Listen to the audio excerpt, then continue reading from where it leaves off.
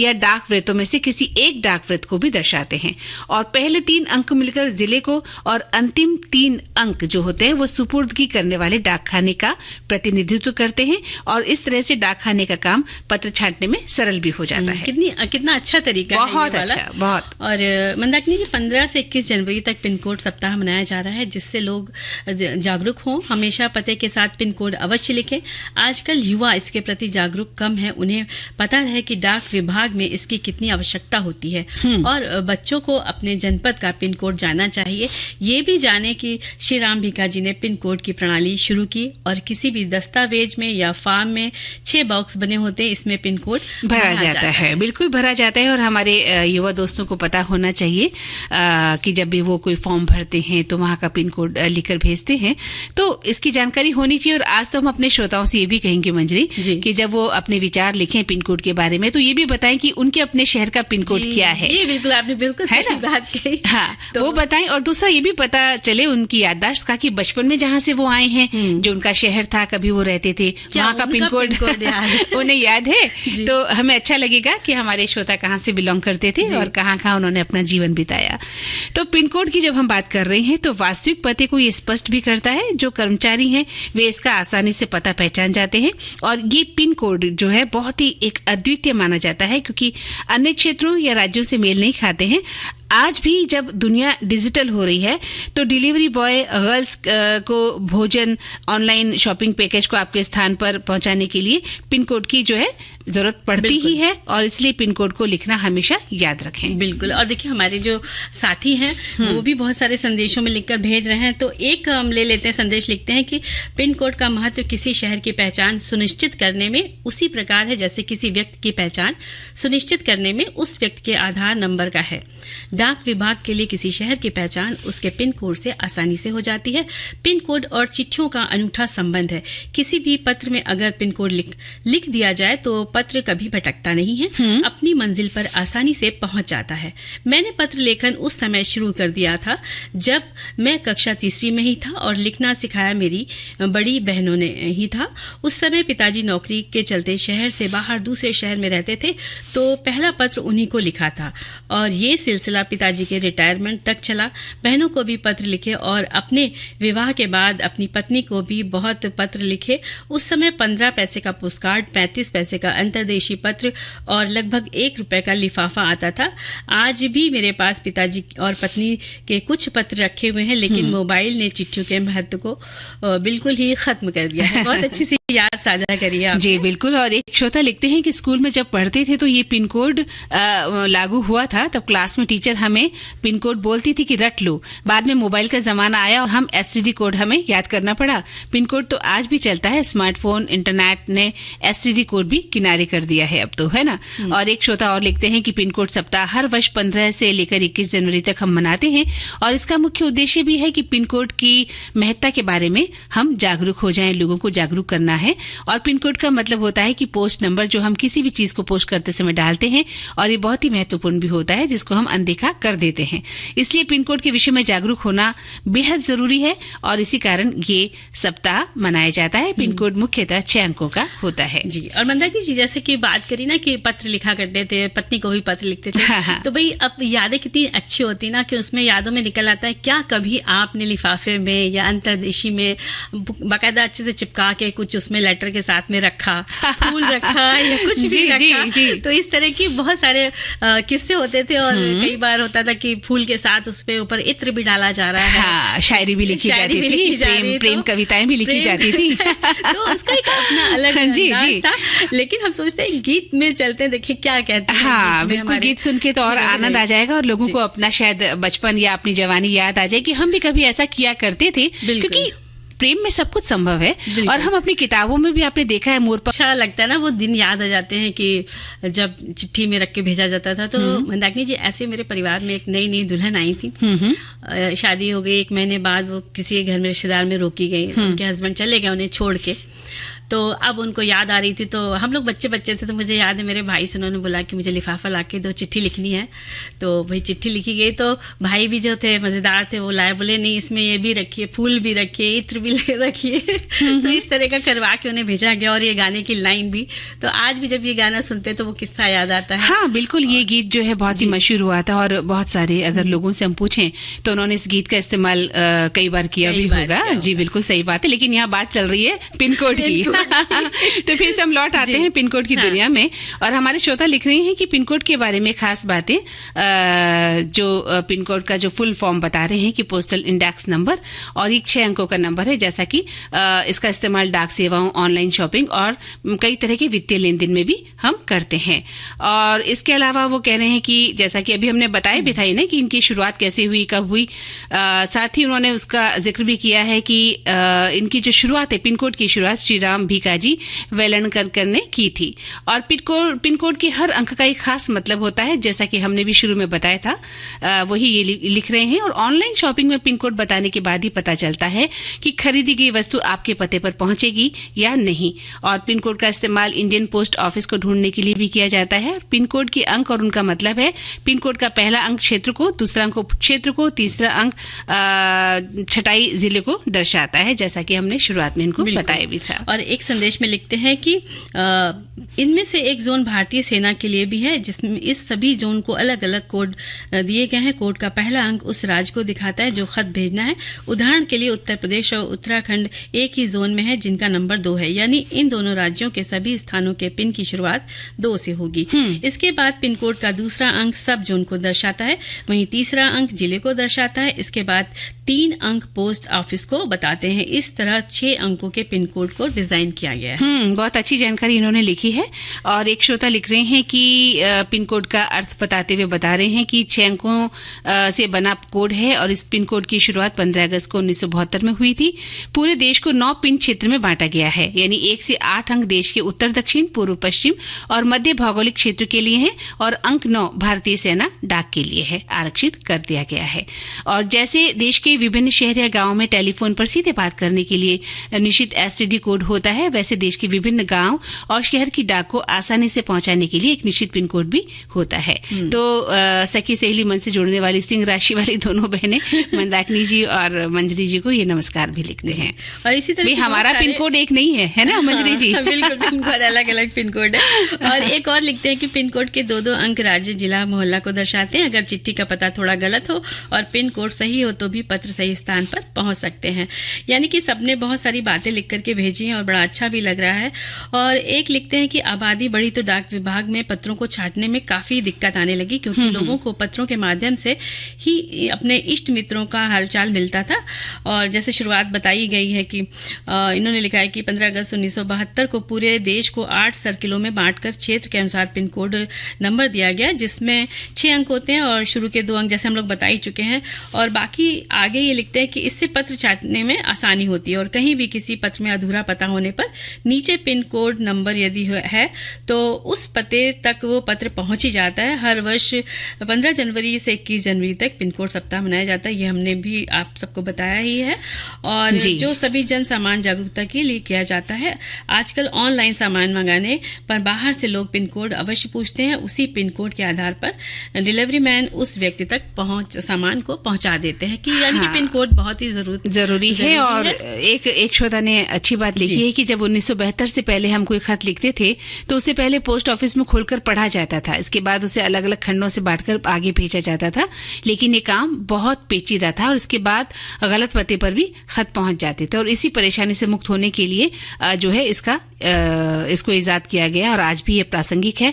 और इन्हें वेलणकर साहब को जो है इस सिस्टम का जनक भी माना जाता है। बिल्कुल। और एक श्रोता लिखते हैं कि सखी सहेली, तुम सप्ताह के 7 दिन क्यों नहीं आती हो?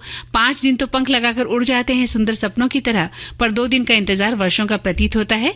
और विविध भारती हम सभी सखी और सखाओं पर थोड़ा रहम फरमाए। कितना प्यारा सी बात इन्होंने लिखकर भेजी है। फिलहाल तो चलिए बातें हम लोगों ने करी और अब देखते हैं कि जो गाना अगला आ रहा है तो वो क्या कहता है। हाँ, कुछ नहीं कहेगा, वो भी खत की बात ही कहेगा, क्योंकि ये खत हम और आप लिख रहे हैं अपने श्रोताओं के लिए। आपने ऐसा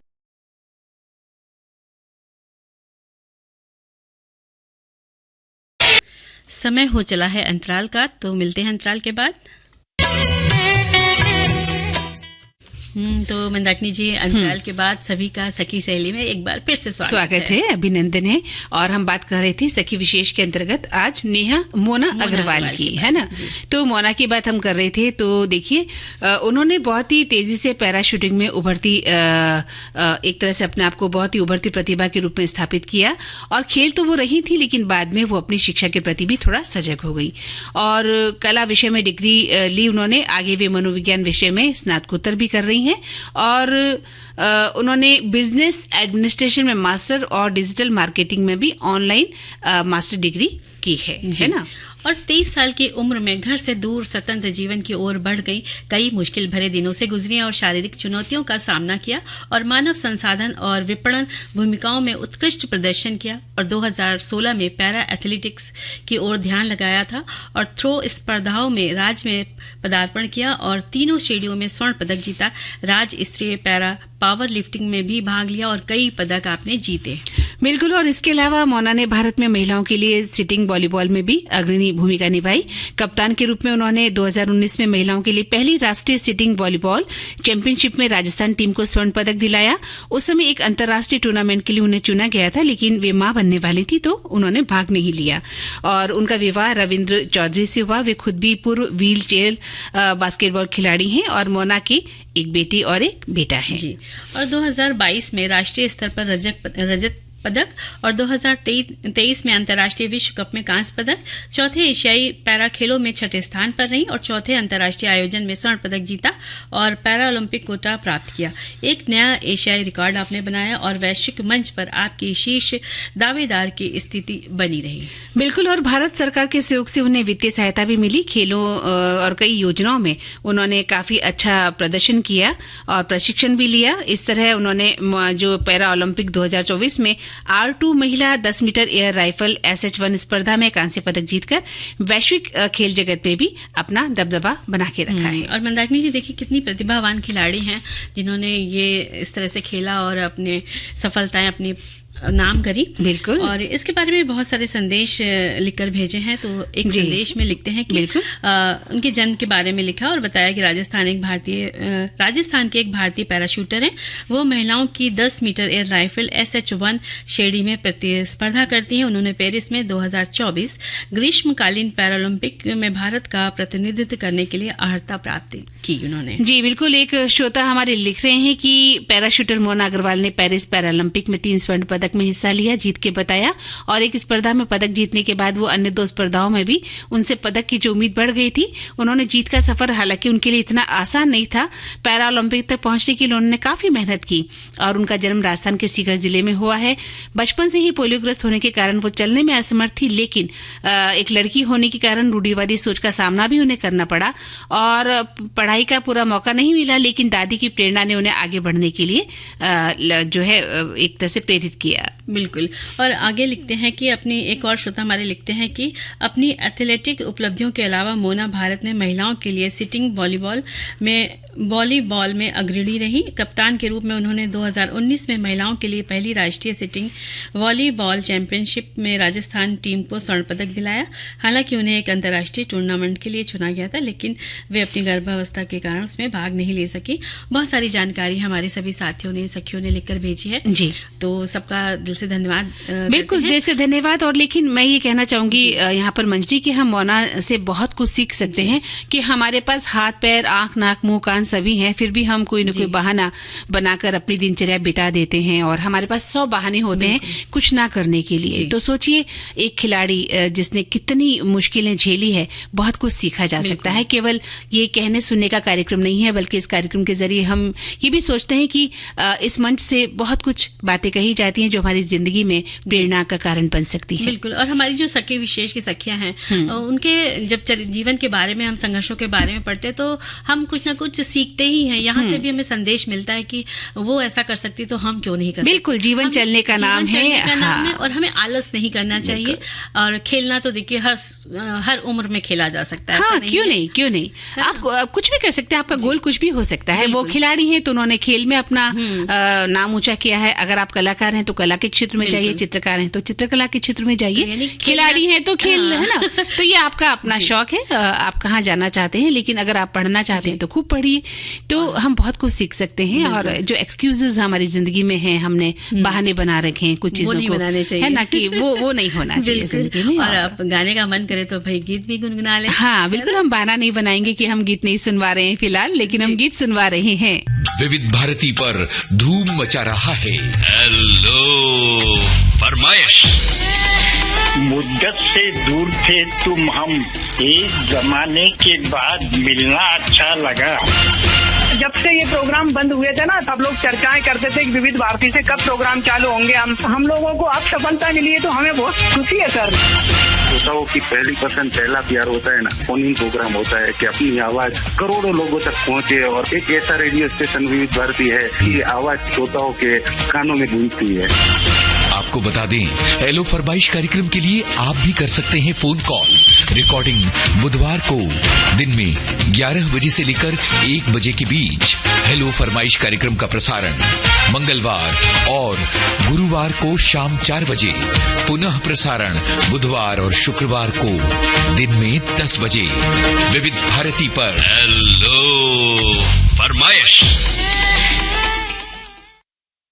तो अंतराल के बाद फिर एक बार सभी का स्वागत करते हैं। मंदाकिनी जी, आपका भी स्वागत करते हैं। जी। और आप बहुत एकदम मुस्कुरा रही, बचपन की यादों में चली गई लगता। तो बिल्कुल मुझे अपना बचपना याद आ गया है कि सर्दी हो या गर्मी खेलना बहुत जरूरी होता था और खेल नहीं छूटता था। आप कौन सी खेल खेलती थी? भाई बहुत सारे खेल होते थे। और देखिए कोई एक बता। नहीं, कोई एक तो नहीं, मुझे लगता है मैंने बहुत सारे गेम्स खेले। उस जमाने में खूब सारे बच्चे हुआ करते थे पड़ोस में। जैसे अगर कहा जाए कि सिर्फ पहले आप से एक गेम का नाम लीजिए तो आप कौन सा लेंगी? नहीं, देखिए वैसे तो मुझे खो खो याद आता है। हम स्कूल में खो खो और कबड्डी खेला करते थे और एक दूसरे की टांग खींच के गिरा दिया करते थे और बड़ा मजा आता था। तो बहुत सारे गेम्स हैं, लेकिन ये आउटडोर गेम्स हैं। हम आज बात करेंगे इंडोर गेम्स की।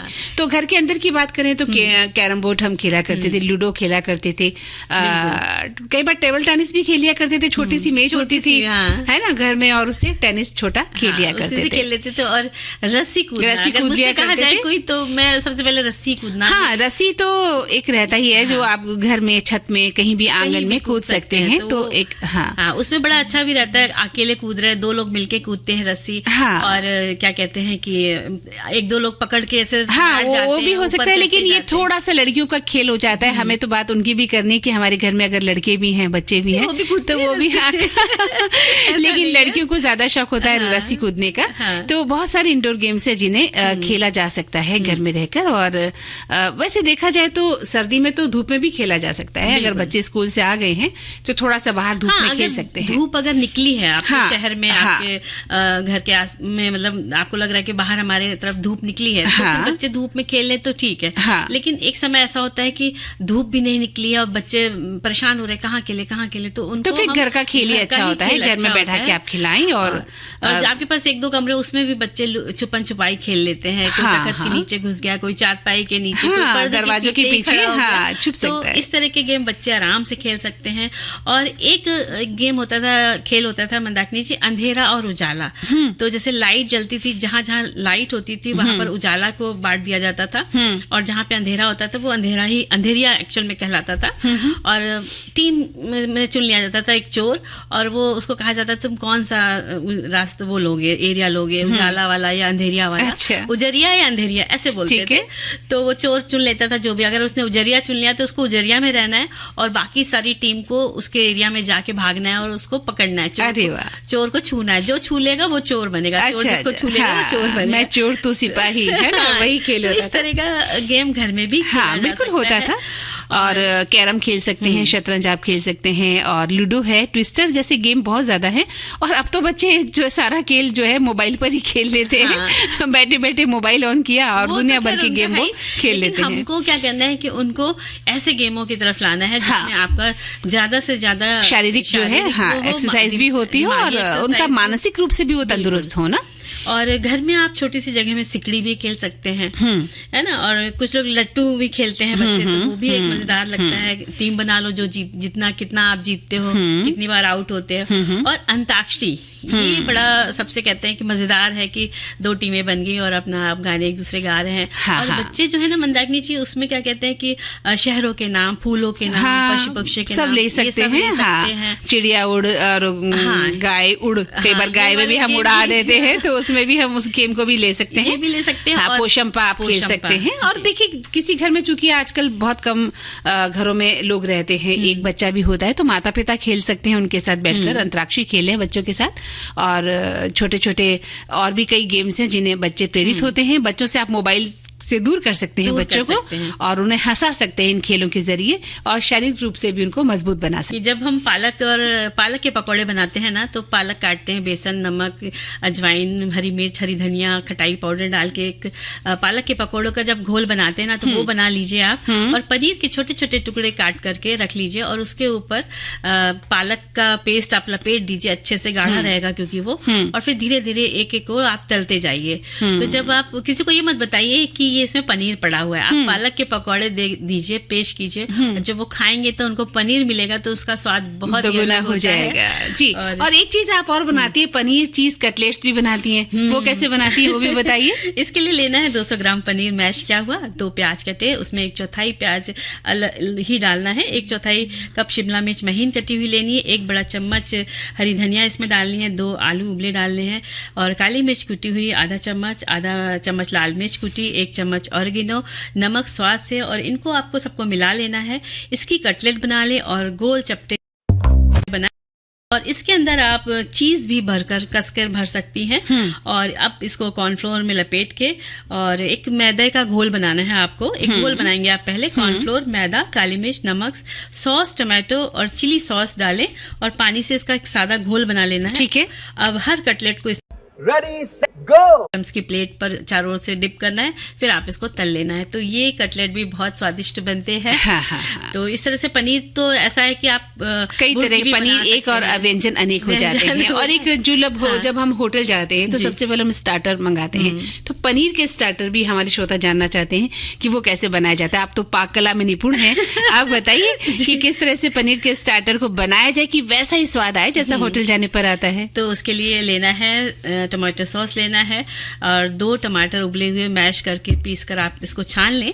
और मतलब जो आपको टमाटो सॉस बनाना है उसके लिए आपको 2 टमाटर उबाल के मैश करके पीसना है, छानना है। और पैन में 1 चम्मच तेल डालिए, पुदीना की कटी पत्तियां डालें, टमाटर प्यूरी अलग से आप डालें, नमक, चिली फ्लेक्स और आधा चम्मच ऑरिगेनो, काली मिर्च आधा चम्मच, चीनी आधा चम्मच, टमाटो सॉस जो बना हुआ रहता है वो थोड़ा सा डालेंगे 1 चम्मच के करीब, और इससे थोड़ा सा पका लेंगे। इसे थोड़ा सा गाढ़ा ही रखना है। अब दूसरी तरफ क्या करना है, 250 ग्राम पनीर ये चौकोर टुकड़े में काट लेने हैं बड़े बड़े। अब एक बाउल में कॉर्नफ्लोर 1.5 कप और मैदा 1 टेबल स्पून डालना है, नमक, काली मिर्च 1/4 कप पानी डालकर इसका घोल तैयार करना है। इस स्लरी में पनीर को डाल के लपेट देंगे और इसे तलते जाएंगे। तेल गर्म हो जाएगा तो एक एक करके पनीर को आपको तल लेना है स्लरी में डाल करके। अब एक पैन में 1 चम्मच तेल, 1 हरी लंबी मिर्च काट के डालेंगे, और इसमें 1 शिमला मिर्च के चौकोर टुकड़े डालेंगे काट के, नमक, सौंठ पाउडर, काली मिर्च पाउडर और जो सॉस बनाया था वो डाल देंगे, और फिर पनीर जो आपने तल के रखे थे वो सब डालकर मिक्स कर देंगे। तो इस तरह से आपका पनीर स्टार्टर तैयार बन जाता है। और एक हमारे श्रोता लिख भी रहे हैं कि जो बटर पनीर मसाला है उसमें 4 प्याज, 4 टमाटर, 100 ग्राम काजू, 4 कली लहसुन, 1 टुकड़ा अदरक डालकर उबाल लें और उबालकर पीस लें। फिर एक कढ़ाई में तेल गरम करें, उसमें तेज पत्ता, खड़ी काली मिर्च और चुटकी भर हल्दी डालकर मसाला भून लें। मसाला जब तेल छोड़ने लगे तो थोड़ी सी कसूरी मेथी और काला मिर्च बुरका दें। फिर कटे पनीर के टुकड़े डालकर हरा धनिया छिड़ककर नान या रोटी के साथ आप इसको परोस सकते हैं। तो वक्त है वो हमें इजाजत नहीं दे रहा है मंजरी की कार्यक्रम को और बढ़ाया जाए, तो सखी सहेली कार्यक्रम से मंदाकिनी जोशी और मंजरी वर्मा का नमस्कार। सखी सहेली कार्यक्रम की प्रस्तुतकर्ता अनुश्री पाठक।